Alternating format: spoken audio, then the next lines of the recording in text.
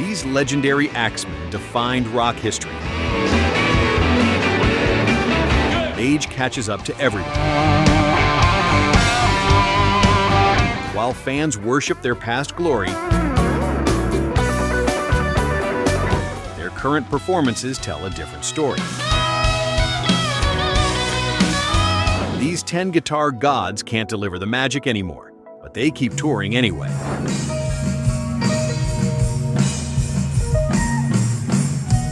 Number 10, Keith Richards, The Rolling Stones.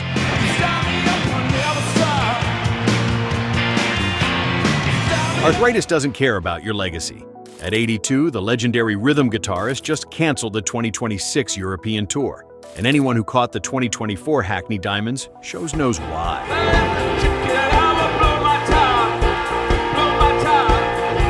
His hands aren't cooperating anymore. Years of degenerative arthritis have stolen the dexterity that made him rock's ultimate rhythm machine.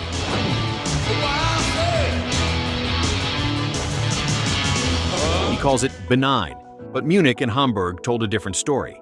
His playing turned tentative, fingers searching the fretboard like a tourist reading a map.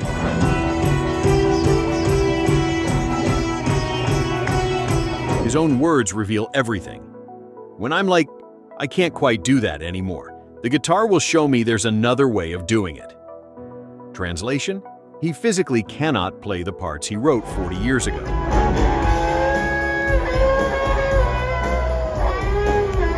Fans describe watching him stroke the fretboard during Midnight Rambler, seemingly lost, searching for where to place his fingers.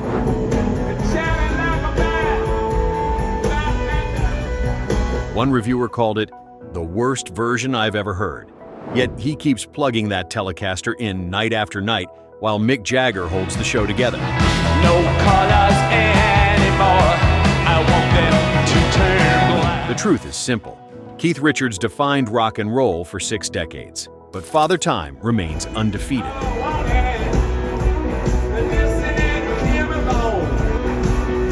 Number 9, Mick Jones, Foreigner.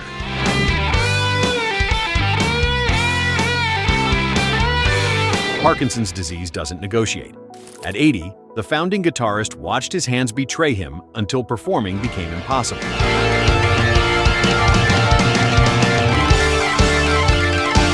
In February 2024, Jones broke his silence.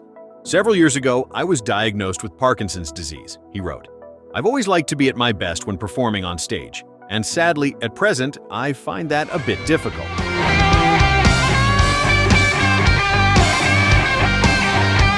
The only constant member since 1976 can no longer play guitar in public.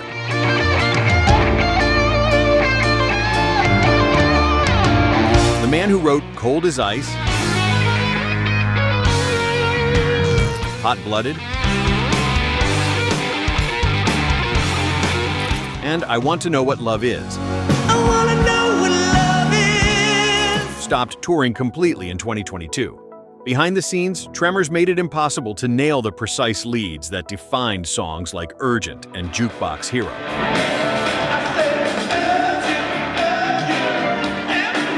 He couldn't even attend the Rock and Roll Hall of Fame induction ceremony in October 2024. His health wouldn't allow it. The disease progresses daily. Retirement wasn't a choice. It was a medical necessity, and watching the band continue without him must sting worse than any disease.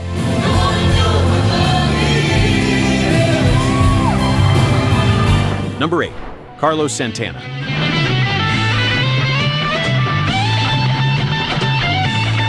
"50 years of the same pentatonic scale starts to grate.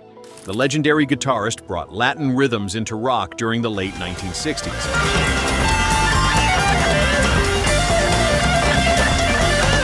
But somewhere between Woodstock and now, the innovation stopped dead. Critics have said it for decades. His solos rely too heavily on one scale.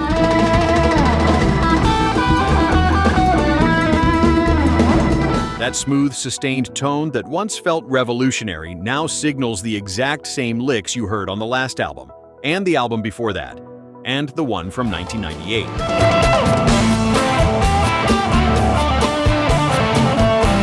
The 1999 Supernatural comeback fooled everyone. Matching him with Rob Thomas produced massive hits, But strip away the pop production, and you find the same guitarist running patterns he'd been running since Nixon was president.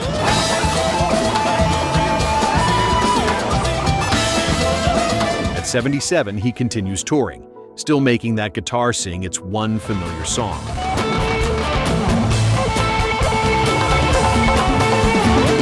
When every solo follows the same melodic shape, when you can predict each sustained note before he plays it, that's not artistry, that's autopilot.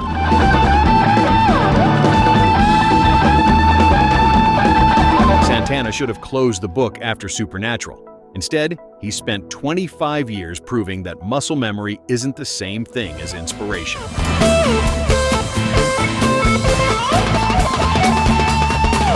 Number 7, Neal Schon, Journey.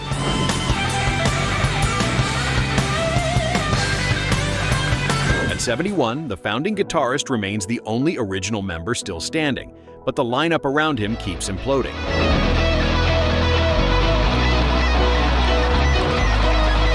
Jonathan Cain just announced his departure after the 2026 farewell tour. Singer Arnel Pineda struggled so badly at Rock in Rio 2024 that he offered to quit if 1 million fans commented "Go" on his post.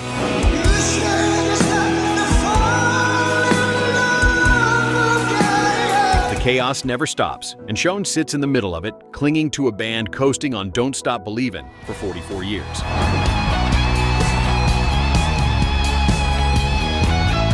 His technique remains solid, but watching a 71-year-old navigate corporate rock melodrama while pretending the band means anything in 2025 feels exhausting.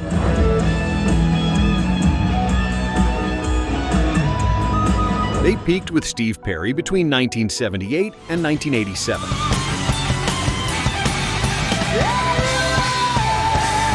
Everything since has been desperate attempts to recapture magic with replacement vocalists. His solo career never took off. His side projects disappeared. All Schon has is Journey, which explains why he won't let it die even as the core membership dissolves.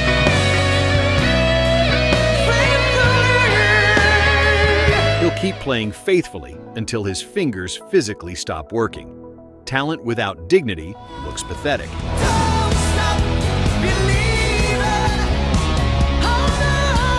Number 6, The Edge, U2.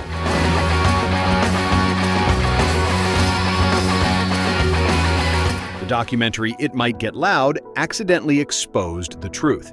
Watching him next to Jimmy Page and Zakk Wylde, The Edge practically admitted his left hand does less work than the 9-volt battery powering his Memory Man delay pedal.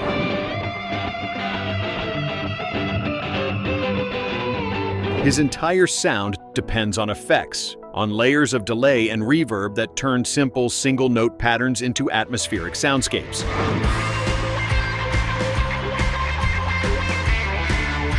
Strip away the gadgets, and you're left with a guitarist who can't compete with actual players.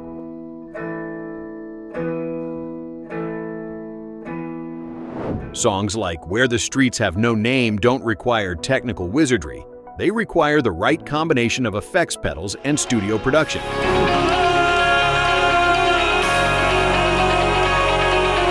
The Edge built his reputation on tone and texture, not skill.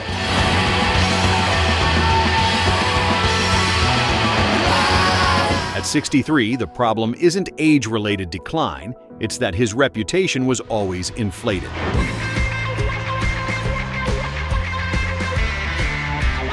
He's a sonic architect who happens to play guitar, not a guitarist who creates great music. Real guitar legends can strip down to an acoustic and still captivate audiences.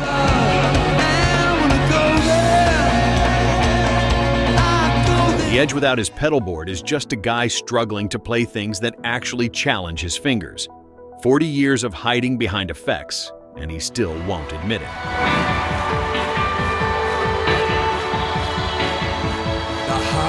Quick question before we continue. What's your most disappointing concert experience with a legendary guitarist who clearly lost their edge? Drop your stories in the comments. I'm reading all of them. Also, where are you watching from right now? Let me know in the comments. Now, the bottom 5 on this list get even more brutal because we're moving from age-related decline into straight-up overrated territory. Guitarists who maybe never deserved the hype in the first place. Number 5. Kirk Hammett, Metallica.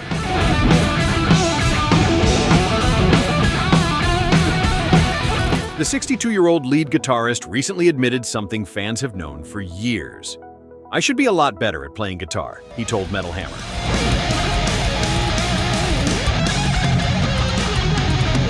That's not humility, that's an accurate self-assessment. By the mid-1990s, his solos had turned into repetitive patterns of generic pentatonic licks.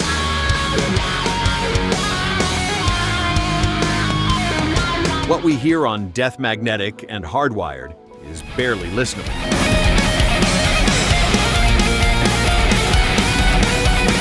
It's no wonder he masks everything with a wah-wah pedal. The pedal does more work than his fingers at this point.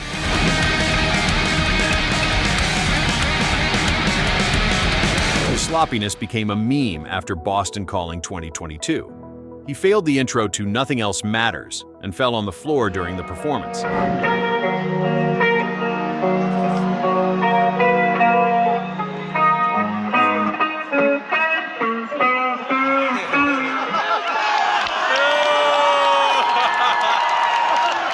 Even his best moments feel like accidents. "I do my best work when I'm not thinking," he once said. "There are times I don't know what the fuck I'm playing, but it just comes out all right anyway."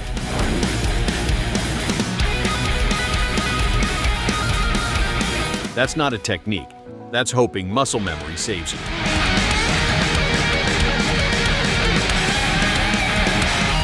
His former teacher, Joe Satriani, must cringe watching interviews where Hammett acts surprised that YouTube guitarists play circles around him. They should. Most of them practice.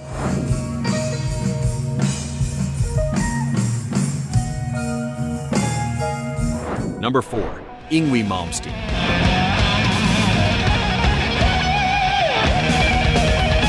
Speed without soul gets old after 40 years.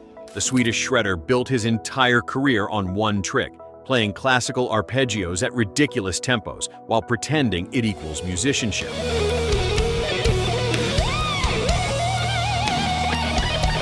His fingers move fast. Nobody denies that, but every album sounds identical.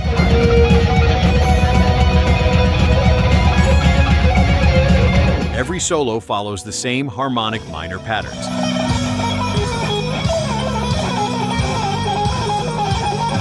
Every song showcases technique over emotion. At 61, Malmsteen still plays like he's auditioning for a virtuoso competition instead of trying to write memorable music.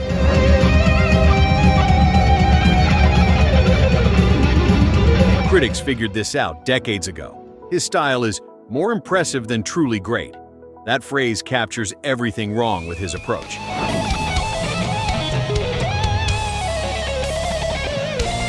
Listeners marvel at the speed for about 30 seconds. Then boredom sets in, because nothing he plays connects emotionally. It's musical gymnastics, not art.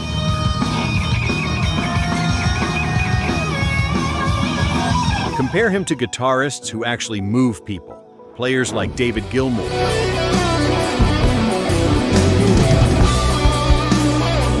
or Mark Knopfler, who make 3 notes mean more than Malmsteen's 300-note flurries.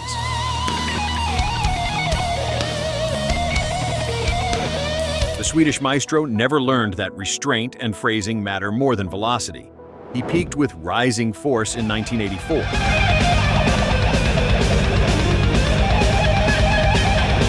And has spent 4 decades repeating himself with diminishing returns.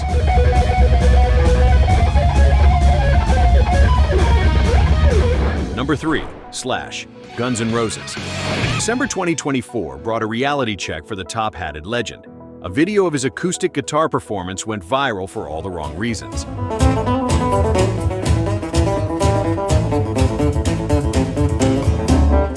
Country guitarist Joshua Headley summed up the internet's reaction. "LOL, this is fucking terrible," comments piled on. "Not clean and somehow soulless," wrote one viewer. "Never understood the fuss about this guy's playing."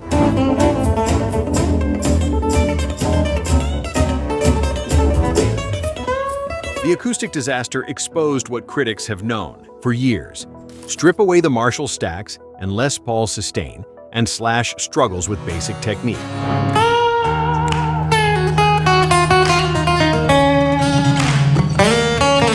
At 59, he's been living off riffs he wrote in 1987 for almost 40 years. A city?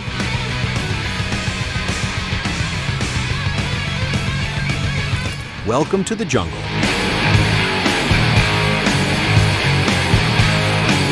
Every Guns N' Roses classic came from that narrow window when the band mattered. His post-GNR output proves the point.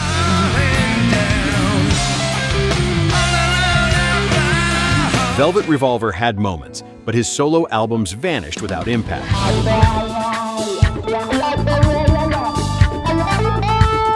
Even his highly praised 2024 blues album, Orgy of the Damned, leaned on guest vocalists to carry songs his guitar work couldn't support.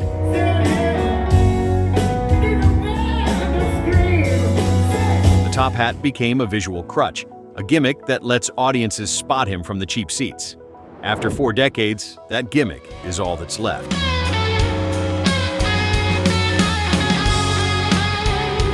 The playing never evolved, never challenged him, never suggested he wanted to be anything more than the guy who wrote one great riff in 1987.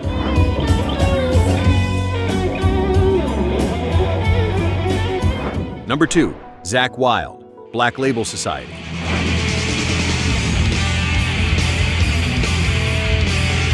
Every solo sounds the same. The 57-year-old guitarist has been recycling pentatonic licks and pinch harmonics for 35 years, ever since Ozzy hired him at age 19.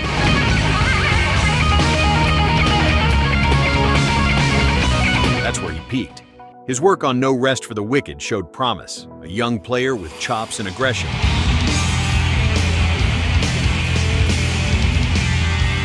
Then he discovered his signature sound, deep vibrato, aggressive picking, and endless pinch harmonics, and creativity died.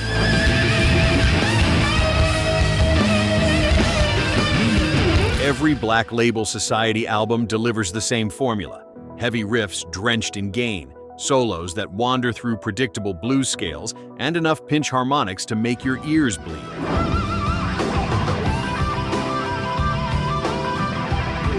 He's definitely lost his sense of creativity in his solos and riffs. The repetition isn't accidental, it's his entire brand.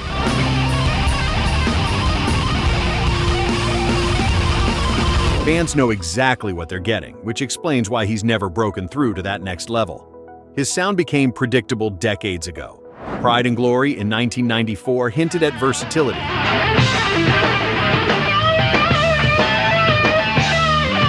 But he abandoned that direction to become a one-trick pony.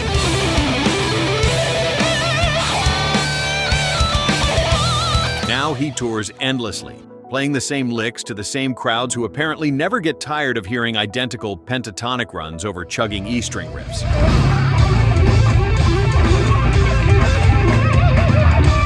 A terrible blasty tone with tons of gain and endless wah doesn't help. At 57, Zakk Wylde has exactly one move, and he's been beating that dead horse since the first Bush administration.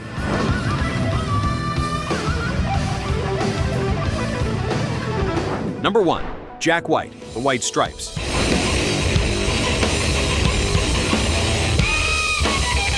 The 49-year-old garage rock darling proves you don't need talent to become famous. His playing isn't clean, his solos sound messy, and his technique barely qualifies as competent.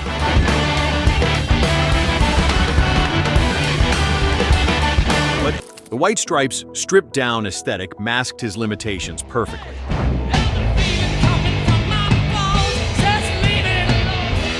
Two-piece bands don't require precision, they require volume and attitude. White delivered both while convincing critics his sloppiness was somehow revolutionary.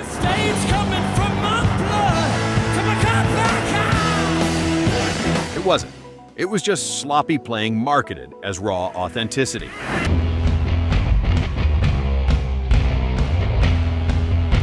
That riff represents his entire contribution to guitar. History, a simple, memorable hook that required zero technical skill.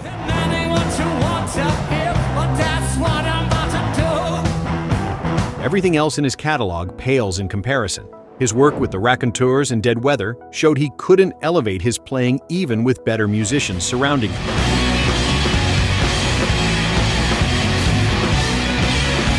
Blues rock worship feels hollow when you lack the chops to properly execute blues phrasing. Watch him in It Might Get Loud next to Jimmy Page, and the skill gap becomes embarrassing.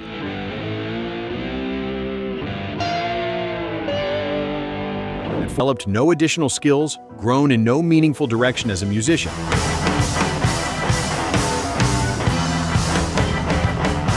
He's a one-trick pony who got lucky with a catchy bass line, rode that luck to 3 successful bands, and somehow ended up mentioned alongside actual guitar legends.